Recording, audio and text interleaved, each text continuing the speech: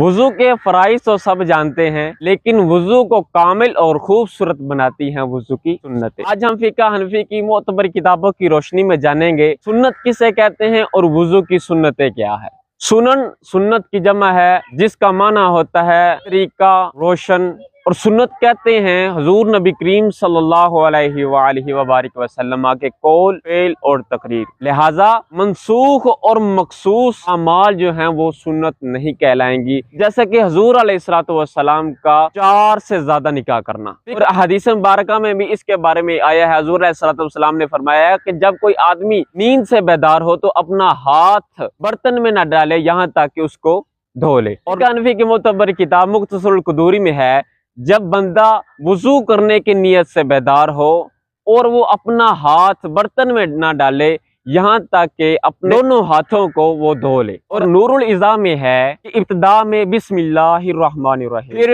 مسواک کرنا، پھر کلی کرنا ایک ہی چلو کے ساتھ اور 3 چلوؤں کے ساتھ ناک میں پانی چڑھانا۔ اگر آپ کا روزہ ہے تو پھر آپ کلی کریں گے، اگر آپ کا روزہ نہیں ہے تو پھر آپ غرغرہ کریں گے۔ انگلیوں کا خلال کرنا تاکہ پانی ہماری انگلیوں میں صحیح طریقے سے پہنچ جائے، یہ بھی سنت ہے۔ اور پے در پے دھونا یہ بھی سنت ہے، ترتیب سے دھونا یہ بھی سنت ہے۔ اور سر کا مسح کرنا، پورے سر کا مسح کرنا یہ بھی سنت ہے۔ چوتھائی سر کا مسح کرنا فرض ہے، لیکن پورے سر کا مسح کرنا یہ سنت ہے۔ کانوں کا مسح کرنا اختیار لی تعلیل المختار میں ہے کہ ایک ہی پانی کے ساتھ سر کا مسح کرنا اور اسی پانی کے ساتھ یعنی کہ جو تری بچ جاتی ہے اس کے ساتھ کانوں کا مسح کرنا یہ سنت۔ نیت کرنا، نیت کس کو کہتے ہیں؟ نیت دل کے ارادے کا نام ہے۔ تمام اعضاء کو ملنا، انگلیوں کے ابتدا سے شروع کرنا یہ بھی سنت ہے۔ گردن کا مسح کرنا یہ بھی سنت ہے۔ اور احادیث مبارکہ میں مسح کے بارے میں آتا ہے